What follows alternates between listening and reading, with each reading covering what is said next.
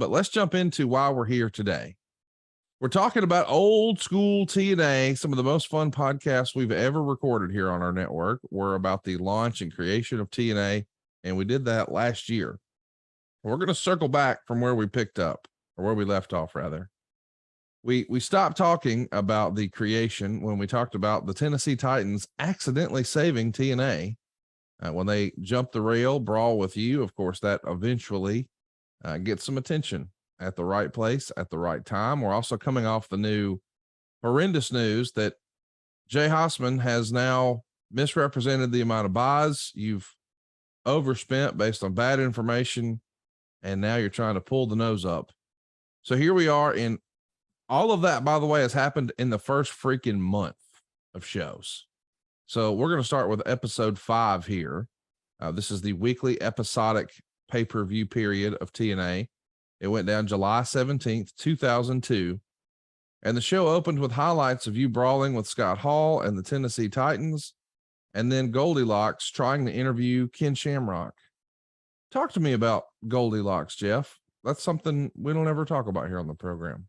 Goldilocks, still located. She did a WrestleCade last year on a TNA reunion autograph session. She's still in the Nashville area, but she was brought to the table by our first entertainment attorneys, lady by the name of Deborah Wagner, as we were launching. And gosh, I can remember sitting over in our offices and we were going through different things. And Deborah worked for the lead attorney of Mark Miller, who is based out west. And that's going to get granular too quick. But long story short is Goldilocks was obviously not from the wrestling industry. She's a singer-songwriter, incredibly talented in that field.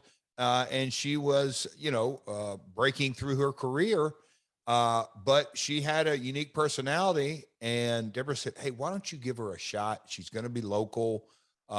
Maybe there's something that she can do." And, Total Nonstop Action with a double entendre. Okay, maybe she can be a backstage interviewer because she's got charisma and personality and acting chops.